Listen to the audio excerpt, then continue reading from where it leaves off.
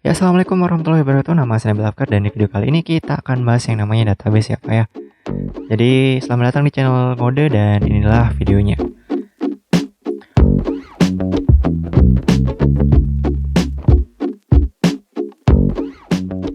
Oke, anggap saja kita tuh mau buka toko online ya Pak ya. Jadi setiap kita buka toko online tuh tentunya kita harus mencatat transaksi-transaksi yang ada gitu.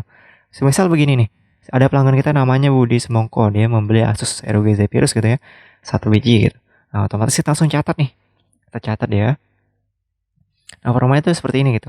Jadi ada nama pelanggan, siapa nama pelanggannya kita catat gitu kan. Nama barangnya, jumlah, tanggal, alamat ya enggak, ya kan?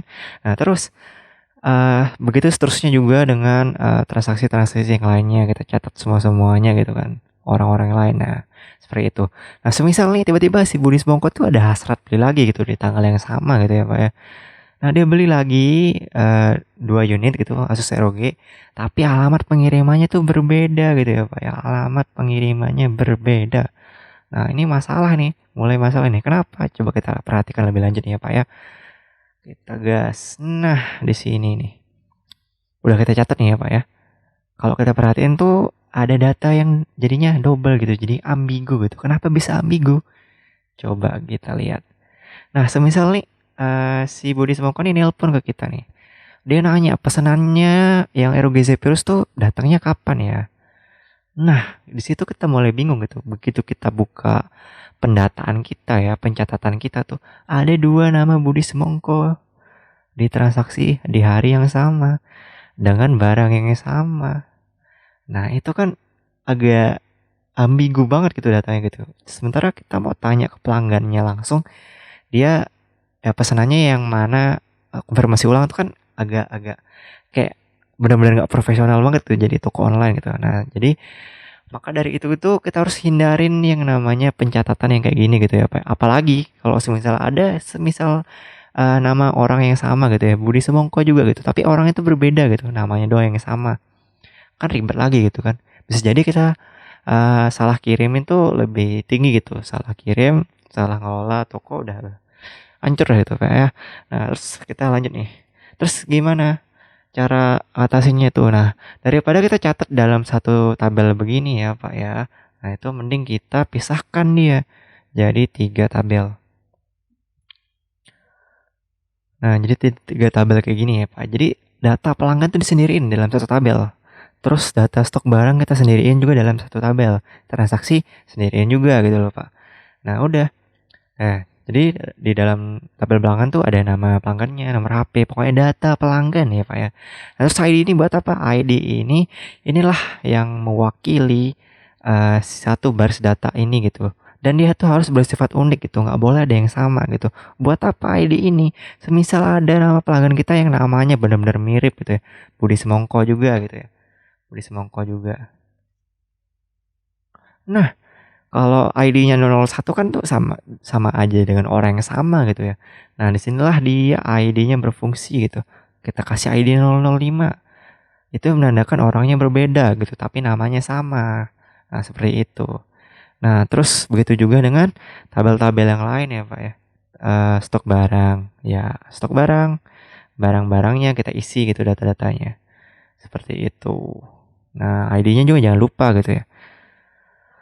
Nah, terus transaksi. Nah, di transaksi inilah dia bedanya sekarang kayak mana gitu kan. Jadi, model tuh begini nih. Semisal Budi Semongko tuh membeli ya di toko online kita ya, satu laptop gitu. Nah, otomatis kan kita minta nama, nomor HP, alamat gitu kan.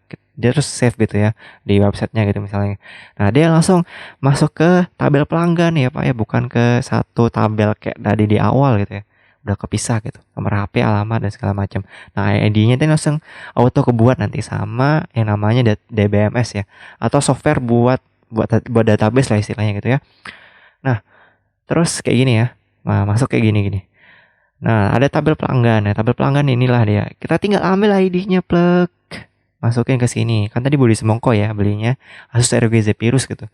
Nah, dari ID stok barang kita masukin ke di sini di transaksi gitu ya Pak ya. Jadi dia berrelasi gitu ya. Berhubungan gitu, saling punya hubungan gitu. Nah, Kalau semisal tadi ada kasus yang kayak tadi di awal gitu, yang dia beli lagi gitu ya, lebih enak gitu ya. Kenapa? Udah jelas ada ID transaksi yang unik, terus ID pelanggannya juga enak gitu ya. Oh, pelanggan orang yang sama gitu, jelas jadinya, bukan orang yang berbeda gitu. Orang yang sama, barang yang sama, jumlahnya beda, alamat pengirimannya beda gitu. Nah, kalau dia nanya nelpon nih, semisal nelpon ini dia nih, kan tinggal kita kasih tahu aja dia ID transaksinya Bapak yang T002 kan. Nah, sebelum dia check out kan, setelah dia check out kan kita udah kasih dia ID transaksinya. Dia itu sekian gitu ya, kayak nota gitu lah istilahnya. Di nota tuh ada ID transaksinya dia gitu. Jadi enak gitu loh. Dia komplain tuh harus kasih ID transaksi gitu. Jadi kita udah jelas gitu, terstruktur jadinya gitu ya Pak ya. Iya, sekarang kita bahas sedikit Entity Relationship Diagram atau ERD ya Pak ya. Jadi besok ke depannya tuh kalian bakal pasti nemu kalau jadi kalian jadi programmer gitu ya. Misalnya yang namanya tabel-tabel banyak gitu, data-data yang banyak, kalian harus klasifikasikan benar-benar banyak gitu ya tabelnya, banyak kasusnya gitu. Relasinya juga jadi agak pusing, agak ribet gitu. Nah, disinilah gunanya ERD gitu ya Pak ya, datang gitu untuk mempermudah kita melihat relasi antar tabelnya seperti apa gitu. Nah, seperti itu. Jadi kalau misalnya masih 3 nih masih enak lah kalau kita buatin yang kayak gini gitu ya. Masih oke gitu. Nah, tapi kalau udah banyak ribet dah pastinya. Nah, jadi kalau kita transformasikan nih jadi ERD kayak gimana? Nah, seperti ini dia. Nah, jadi yang namanya judulnya tadi itu ya, transaksi gitu ya, tabel transaksi itu jadi entitas istilahnya di dalam ERD. Nah, kemudian judul-judul data-datanya tadi itu kayak ID pelanggan, ID barang, kayak gitu-gitu ya. Itu jadi atribut gitu.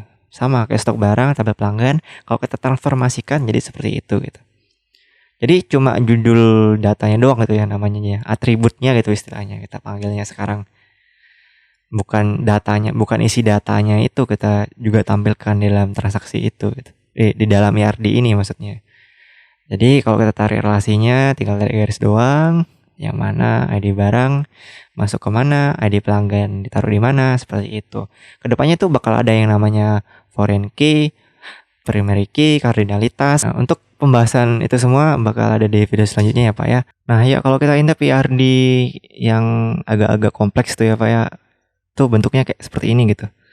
Nah, nanti ini bakal ditransformasikan, kita belajar yang namanya salah satu DBMS ya, atau Database Management System gitu. Jadi Database Management System itu apa? Yaitu software untuk mengelola database di komputer atau laptop gitu ya. Jadi ada softwarenya ya Pak ya, nggak cuma nyatet-nyatet gitu doang gitu. Jadi ada softwarenya, nggak nyatet di Excel, ada banyak sih DBMS tuh. Contohnya kayak gini gitu. Nah, nanti jadi dari si ERD ini kita transformasikan ke dalam DBMS atau Database Management System.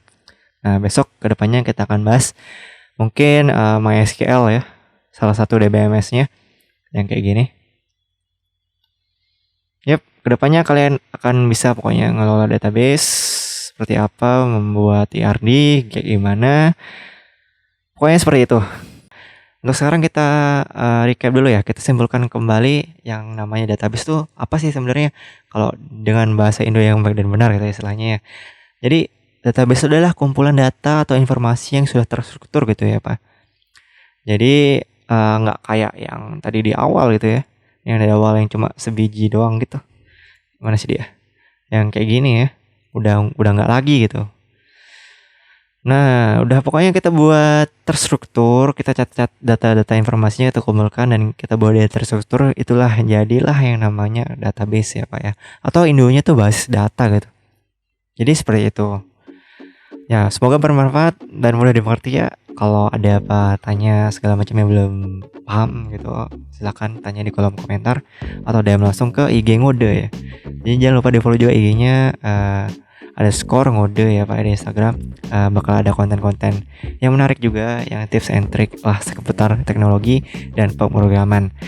Jangan lupa di follow, jangan lupa di subscribe, like, dan share. Terima kasih. Assalamualaikum warahmatullahi wabarakatuh.